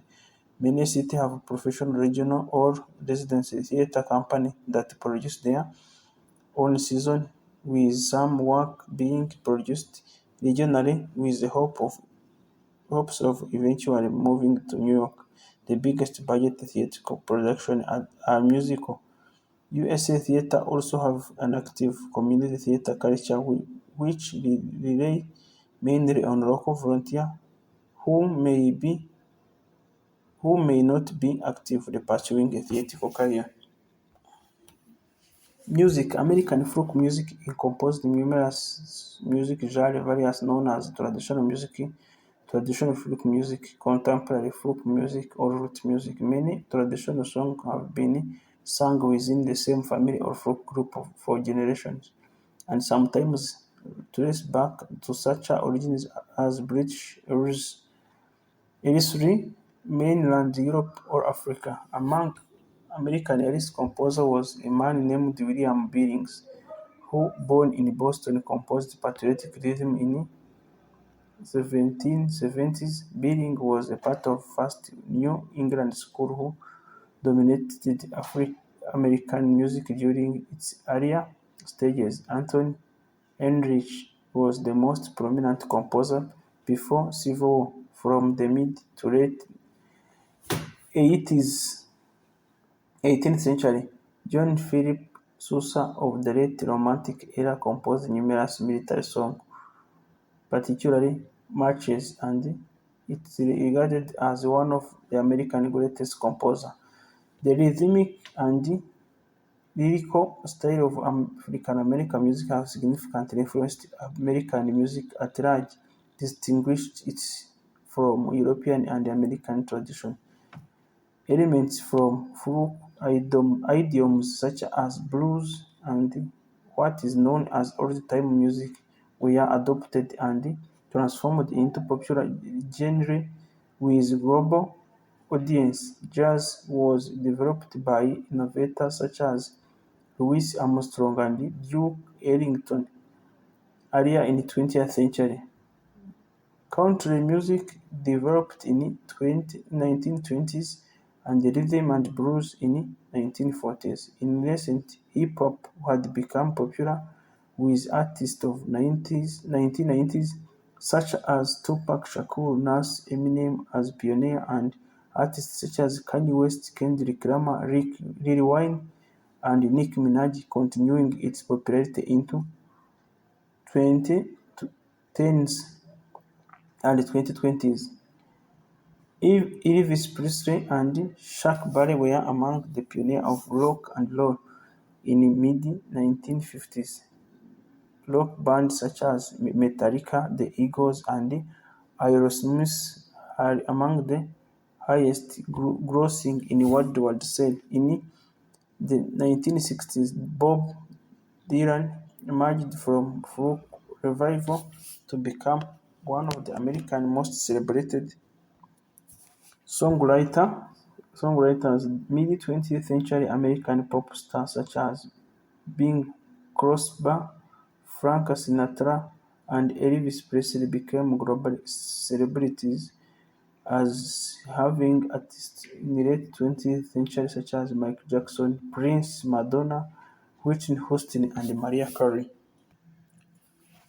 Media. The four major broadcasters in U.S.A. are National Broadcasting Company (NBC), Colombian Broadcasting System (CBC), American Broadcasting Agency (ABC) and Fox Broadcasting Company. The four major broadcasting television networks are all commercial entities. Cable television offer, offers hundreds of channels catering to a variety of niche. As of 2021, about 83% of Americans over age of 12 listen to broadcasting radio, while about 41% listen to podcast. As of September 30th, 2014,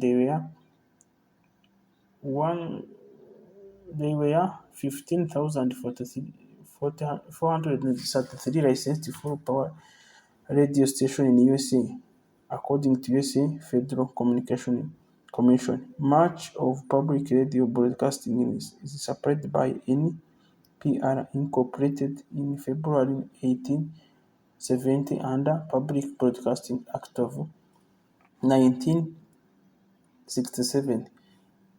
Well-known USA newspapers including The Wall Street Journal, The New York Times, and USA Today. More than 800 publications are produced in Spanish, the second most common used language in the United States behind English. With very few exceptions, all newspapers in USA are privately owned either by large chains such as Janet and MacArthur, which own dozens of even thousands of newspapers, by small chains that own a handful of paper, or institutions that is increasingly rare, by individual or families. Major cities owned by often have alternative newspapers to complement the mainstream daily papers such as New York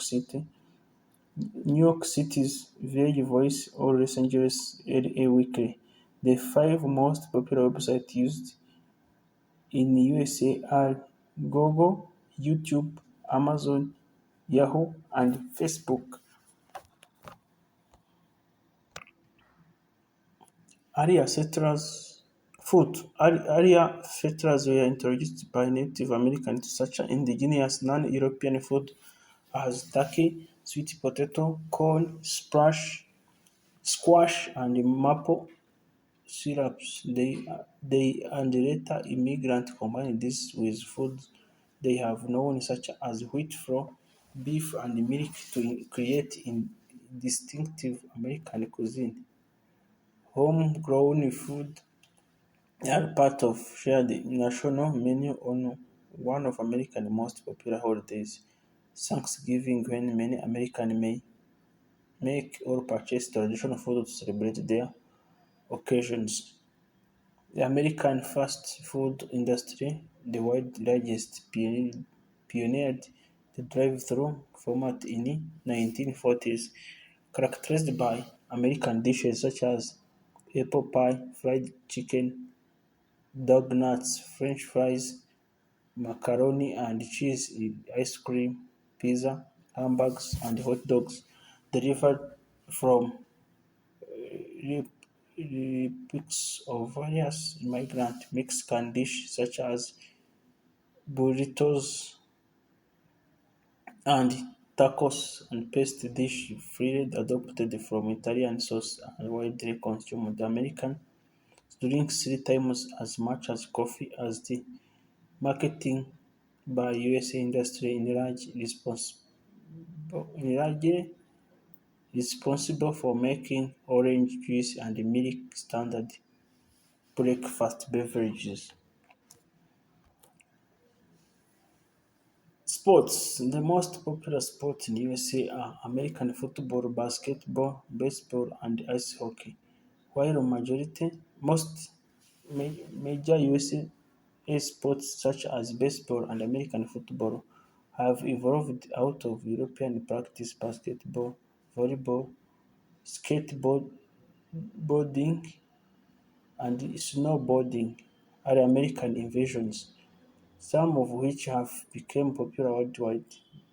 Lacrosse and surfing arose from Native American and Native Hawaiian activities such as predate, waist contact day, Market of professional sports in the United States is roughly 69 billion USD, roughly 5% of larger than that of all Europe, the Middle East, and the African combined. American football is, by several measures, the most popular spectator sport in US.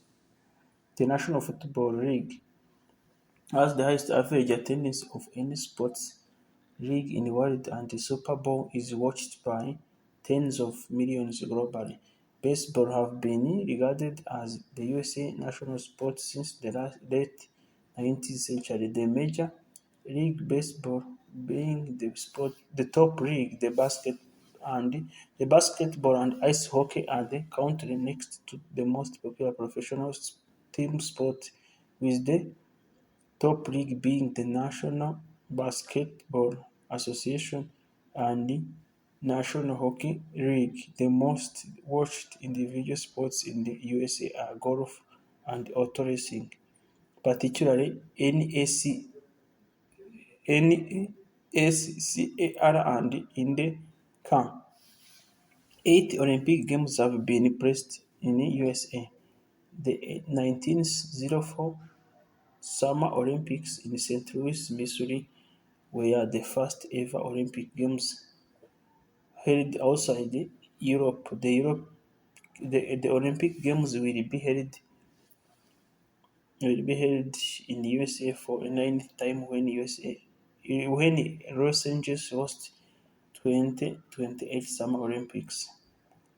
As of 2021, the United States have won 2,629 medals at the Summer Olympic Games, more than any other country, and 330 in Winter Olympic Games, the second most behind Norway. In soccer, the men's national soccer team qualified for 11 World Cup, and the women team have won the FIFA World Cup 4 times. The United States host, hosted 1994 World Cup and will host 2026 FIFA World Cup alongside with Canada and Mexico. On the collegiate level, earning the member institution exceeding 1 billion USD annually, and college football and basketball attract large audiences as the NCAA Final Four is one of the most watched sporting events. Thank you very much for being with us. That's the video about USA in general. Will come in another video talking more about each and every state which adapt to the 50 states made up United States. Thank you very much for being with us. Thank you very much for being with us. This is Asha's Tower, where we are making videos. Coming up, we'll talk about more about each states in the United States as they adapt to 50. Thank you for being with us. See you in another video. We love you.